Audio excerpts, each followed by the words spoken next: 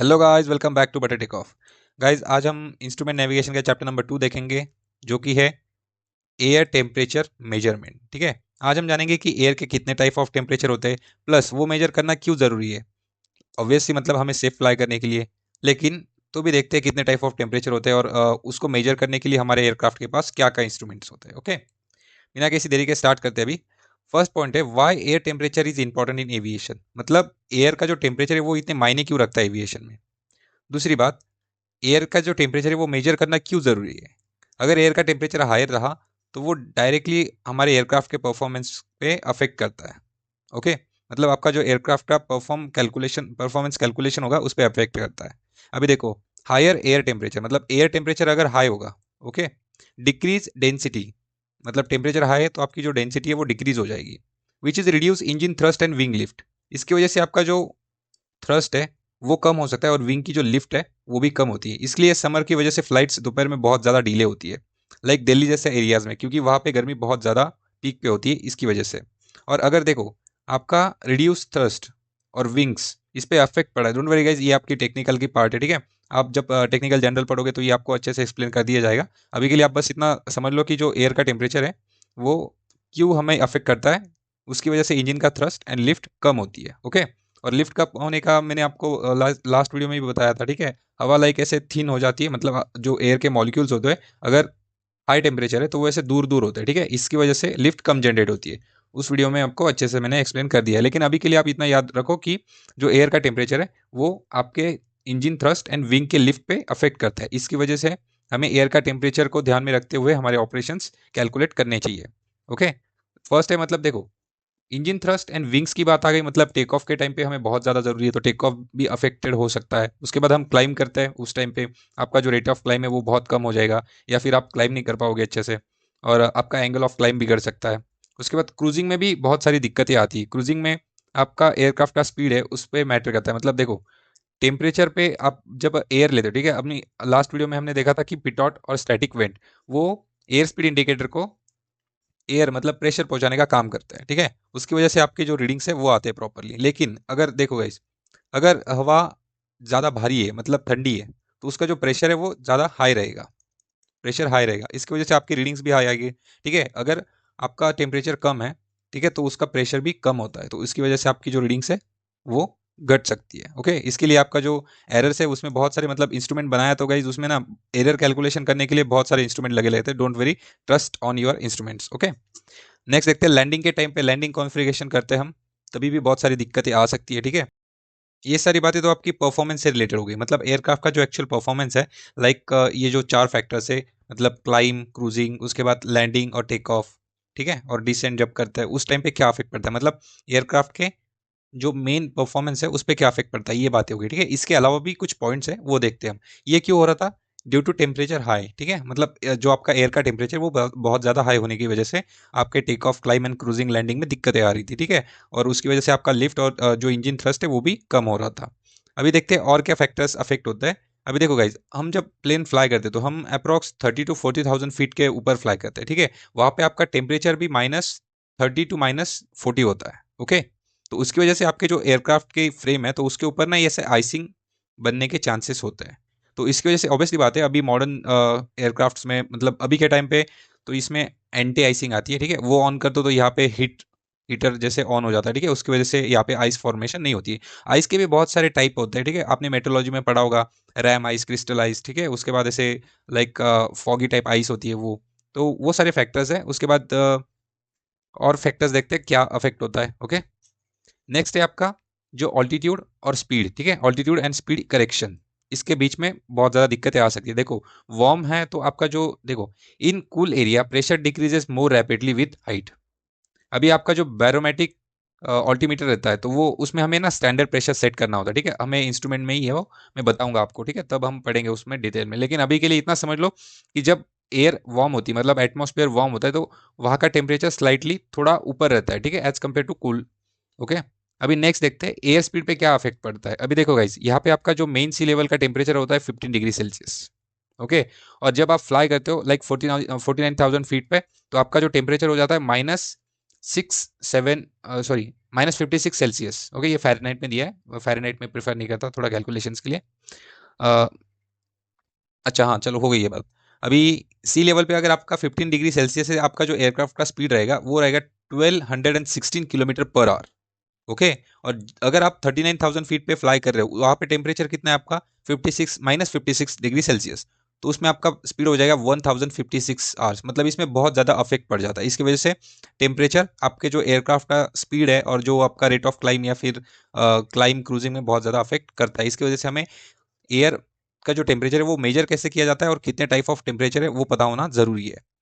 अभी देखो guys, air temperature measure करने के ये दो टाइप्स है, मतलब दो इंस्ट्रूमेंट्स हैं। ठीक है, टेम्परेचर मेजरिंग इंस्ट्रूमेंट ये हमारे एयरक्राफ्ट में लगे होते हैं। अभी आप छोटू सा एयरक्राफ्ट लाइक सेसना 172 वगैरह ट्रेन ये हम जब फ्लाई करते हैं तो हमें इतने एडवांस इंस्ट्रूमेंट देखने को नहीं मिलते हैं। ठीक है, क्योंकि ऑब्वियस सी बात है वहाँ पे हम लाइक 30 to 35,000 एक आर का पे करते हैं। इसकी वजह से इतना बड़ा जेट यूज करने दे रहे हो तो मतलब वो टाइम रेटिंग का तो वैसा देख ही लिया होगा आपने। ठीक है, मतलब 6 महीने के लिए आपके अप्रोक्स 30 से 40 लाख रुपए लग जाते हैं आजकल टाइप रेटिंग में, अगर आप अच्छी जगह से टाइप रेटिंग करते हो तो। चलो guys, get back to the point. ये है आपका थर्मोमीटर।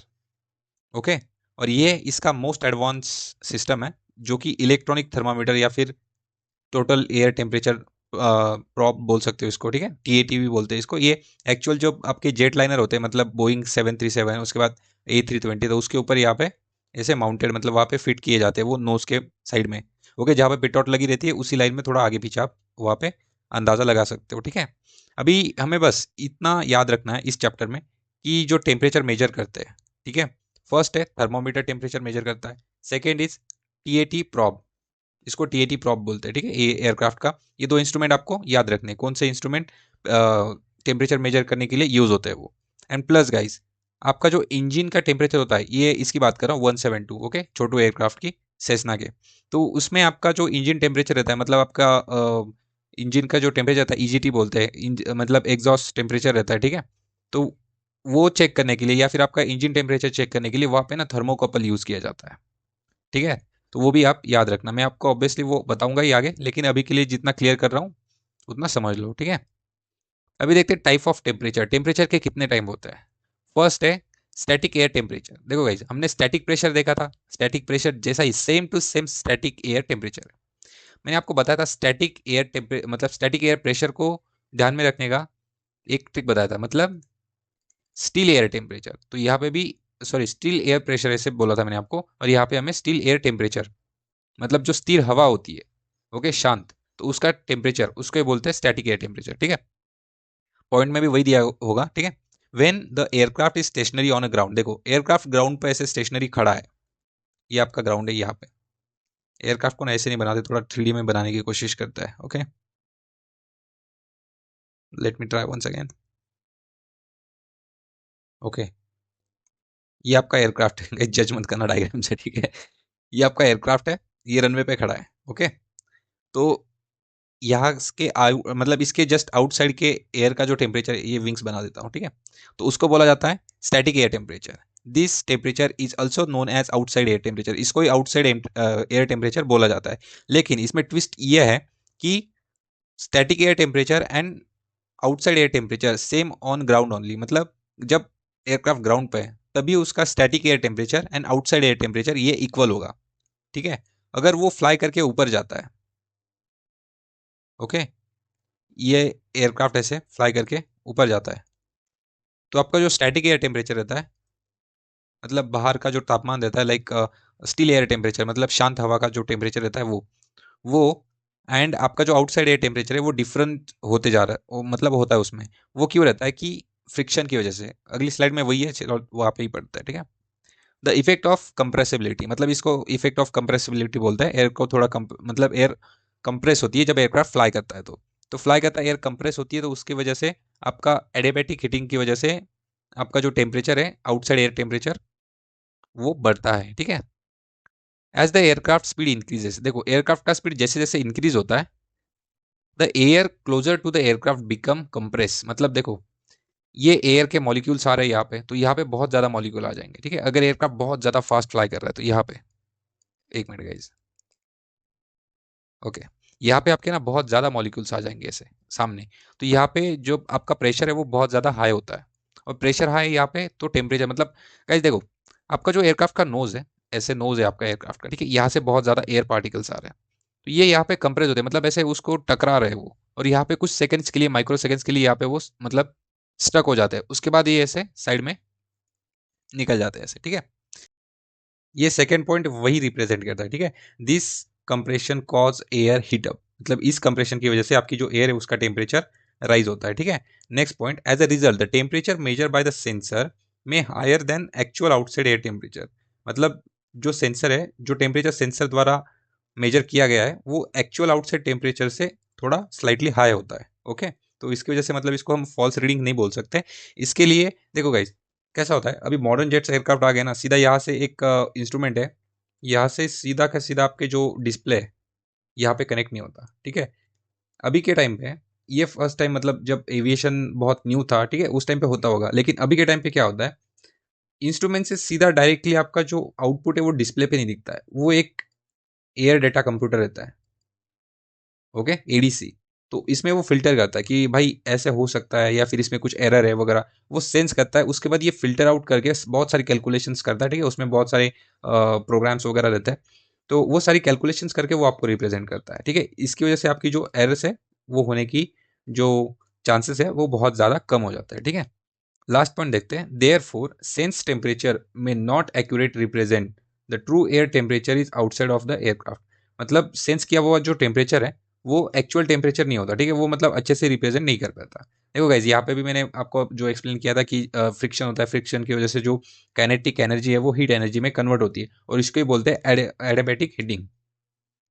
ये वर्ड आपको याद रखना है क्योंकि ये डीजीसीए में डायरेक्ट ऑप्शन होता है, ठीक है।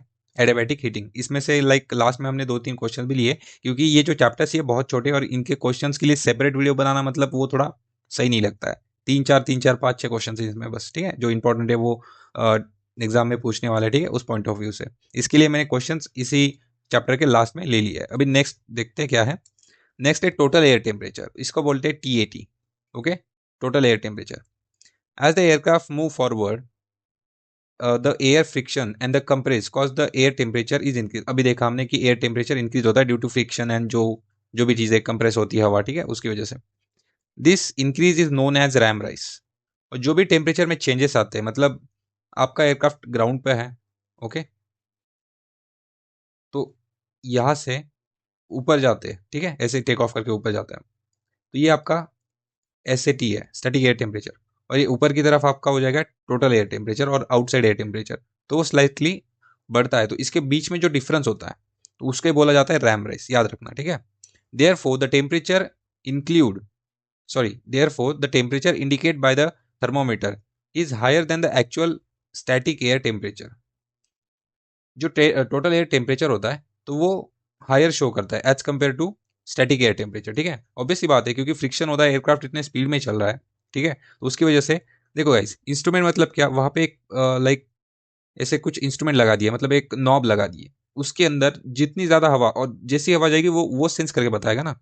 तो अगर उसमें हॉट एयर जा रही है तो वो उसका टेम्परेचर हाई बताएगा, अगर बहुत कोल्ड एयर जा रही है तो उसका टेम्परेचर बहुत कम बताएगा वो, ओके। फ्रिक्शन की वजह से हमारा जो टेम्परेचर वो राइज करता है। नेक्स्ट पॉइंट देखते हैं, this indicated temperature is called total air temperature, ठीक है, मतलब जो भी आपका टेम्परेचर मेजरिंग सिस्टम होता है, ठीक है, जो भी आपका टेम्परेचर दिखा रहा है उसको इंडिकेटेड टेम्परेचर बोला जाता है। अभी देखो भाई, ये फॉर्मूले आपको बहुत ज़्यादा इंपॉर्टेंट है, सीधा न्यूमेरिकल आता है इसमें से, ठीक है। देखो स्टैटिक एयर टेम्परेचर जो है, मतलब जब एयरक्राफ्ट ग्राउंड पे होता है, जो स्थिर हवा का टेम्परेचर होता है, प्लस रैम राइस, मतलब जब एयरक्राफ्ट फ्लाई कर रहा है और उसमें टोटल एयर टेम्परेचर, ठीक है, इसको TAT मतलब टोटल एयर टेम्परेचर ही रैम राइस को बोलते हैं, ओके। तो उसमें जो डिफरेंस है, मतलब कितना टेम्परेचर बढ़ा, अगर वो प्लस कर दे तो आपको टोटल एयर टेम्परेचर मिलेगा। रैम राइस मतलब टोटल एयर टेम्परेचर नहीं होता, ठीक है, ये आउटसाइड एयर टेम्परेचर इसको बोल सकते हैं आप, my mistake, outside air temperature, ठीक है। नेक्स्ट है, अगर आप टोटल एयर टेम्परेचर में से उसका जो एयरक्राफ्ट का जो हीट है वो कितना बड़ा, ठीक है, मतलब टेम्परेचर एयर का कितना बड़ा है वो निकाल दोगे तो आपको स्टैटिक एयर टेम्परेचर मतलब जो शांत हवा है, स्टिल एयर टेम्परेचर, वो मिल जाएगा, ठीक है। इसको थोड़ा अच्छे से समझते हैं। और it is mainly depend on the aircraft cruise air speed. ये बहुत ज़्यादा डिपेंड करता है आपके एयरक्राफ्ट के स्पीड के ऊपर। अगर आपका एयरक्राफ्ट बहुत ज़्यादा फास्ट जा रहा है तो इसकी वजह से आपका जो कंप्रेशन है एयर का वो बहुत ज़्यादा होगा। अगर कंप्रेशन ज़्यादा होता है तो फ्रिक्शन बहुत ज़्यादा हो रहा है, ठीक है। फ्रिक्शन ज़्यादा हो रहा है तो आपका जो टेम्परेचर है वो बहुत ज़्यादा हाईली राइज करता है इसकी वजह से। अभी देखो आपका एयरक्राफ्ट यहाँ पे है, स्टैटिक एयर टेम्परेचर मतलब ग्राउंड पे है, स्टैटिक एयर टेम्परेचर है। जैसे एयरक्राफ्ट फ्लाई करने जा रहा है, ठीक है, ऐसे ऊपर, तो इसकी वजह से फ्रिक्शन बढ़ रहा है, तो इसकी वजह से जो टोटल एयर टेम्परेचर है ये भी बढ़ रहा है, और जो आउटसाइड एयर टेम्परेचर है वो भी बढ़ रहा है। तो इसके बीच का जो डिफरेंस होता है इसको रैम राइज बोला जाता है। ओके, आई होप आपको अच्छे से अभी अच्छे से समझ में आ गया होगा। नेक्स्ट देखते हैं the relation between static air temperature and total air temperature, ठीक है। यहाँ पे एक फॉर्मूला दिया है, ये V/100 जो होता है इसको बोल जाता है रैम राइज, ठीक है। ये रैम राइज का फॉर्मूला है। अभी देखो गाइस, अगर टोटल एयर टेम्परेचर से मैं रैम राइज को हटा दूं तो मुझे मिलेगा स्टैटिक एयर टेम्परेचर, सिंपल सी बात है, ठीक है। अगर इसको क्वेश्चन में देखें तो यहाँ पे भी हमें वही बोला गया है, ठीक है। At a true air speed, अभी यहाँ पे हमें रैम राइज निकालना है, ठीक है। ये देखो what is the ram rise at true air speed of 500 knots, ठीक है। हमारा जो स्पीड है वो 500 नॉट्स है। यहाँ पे हमें देखा कि रैम राइज क्या होता है, V/V मतलब स्पीड है आपकी, ठीक है, ग्राउंड स्पीड। तो ग्राउंड स्पीड हमें क्या दे रखी है यहाँ पे 500 डिवाइडेड बाय क्या करेंगे 100, ओके, इसका स्क्वायर। तो ये अगर करें तो यहाँ पे ये 0 0 0 0 कट जाएंगे, ठीक है। ये आपका आएगा 5 का स्क्वायर, ओके। तो इसका अगर हम 5 का स्क्वायर क्या होता है 25 डिग्री, मतलब option Bravo is our correct answer, ठीक है। आई होप आपको ये अच्छे से समझ में आ गया होगा गाइस। ये थोड़ी मतलब बहुत ही बेसिक्स मैथ है यार, 5 का स्क्वायर वगैरह ये बहुत छोटी चीज़ है, ये पता होनी चाहिए, ठीक है। ये आपका आंसर आ चुका है यहाँ पे। नेक्स्ट देखते हैं, थ्योरी क्वेश्चन है ये, the difference between static air temperature and total air temperature, ठीक है। देखो मैं फिर से बोल रहा हूँ, एक मिनट। देखो स्टैटिक एयर टेम्परेचर कहा गया, हाँ, static air temperature and total air temperature, इसके बीच का जो डिफरेंस है इसको क्या बोलते हैं रैम राइज, बस वही question, RAM rise, option Bravo is our correct answer. Next question, flying at high speed at high altitude, high speed पे हाई ऑल्टीट्यूड पे फ्लाई कर रहे हैं, the difference between RAM air temperature and static air temperature, RAM air temperature and static air temperature के बीच का difference वो क्या होता है आपका, एक मिनट फिर से बताता हूँ। ये आपकी रैम एयर होगी, ठीक है, और ये स्टैटिक एयर होगी। इसके बीच का डिफरेंस क्या हो गया आपका टोटल एयर टेम्परेचर, ओके। और टोटल एयर टेम्परेचर मतलब जो वार्मिंग हुई है, मतलब हवा जो लाइक हॉट हुई है किसी की वजह से, जैसे मैंने बोला था कि कंप्रेशन होता है, कंप्रेशन की वजह से आपका जो एयर होता है वो फ्रिक्शन की वजह से मतलब काइनेटिक एनर्जी इसमें कन्वर्ट होती है, ठीक है, आपकी हीट एनर्जी में। ये वाला स्टेटमेंट मैंने आपको बताया था ना, ठीक है, याद रखना इसको। Kinetic energy convert into heat energy, इसको बोलते हैं एडियाबैटिक हीटिंग। गाइस ये डीजीसीए का 100% क्वेश्चन है, ठीक है। Option number 14, sorry question number 14 या 13 होगा। आप जब एग्जाम देने जाओगे तो मुझे याद करोगे, सही बता रहा हूँ, ठीक है। यहाँ पे Charlie due to adiabatic warming की वजह से। Thank you so much guys for watching. Guys यार लाइक करो, शेयर करो, सब्सक्राइब करो। अगर आपने हमारा चैनल अभी तक सब्सक्राइब नहीं किया है तो यार प्लीज़ कर दो, क्योंकि इससे हमें थोड़ा सपोर्ट मिलता है वीडियोस को क्रिएट करने में। और प्लस कल हम पढ़ेंगे एयर स्पीड इंडिकेटर, ठीक है, ASI, एयर स्पीड इंडिकेटर। आज हमने इसका कुछ क्वेश्चन वगैरह नहीं है, ठीक है, ये छोटा सा ये था मेन, तो इसमें पर्पस ये था static air temperature, total air temperature, okay, और adiabatic heating, or ram rise, okay, और ये जो आपकी एडियाबैटिक हीटिंग होती है वो, ये चार चीज़ें आपको समझना इंपॉर्टेंट था। बाकी वो जो मैंने बताया था कि एयर लाइक एयर का टेम्परेचर मेजर क्यों करना चाहिए वगैरह, वो भी सारी चीज़ें ठीक है, लेकिन मेन आपका जो पर्पस था ये 4 पॉइंट आपको समझ में आने चाहिए, ठीक है। अगर आपको कुछ भी डाउट है तो आप कमेंट सेक्शन में मुझे 100% पूछ सकते हो। और ये जो पीपीटी है इसका आपको PDF फॉर्मेट में डिस्क्रिप्शन में PDF मिल जाएगा। Thank you so much guys for watching, bye bye.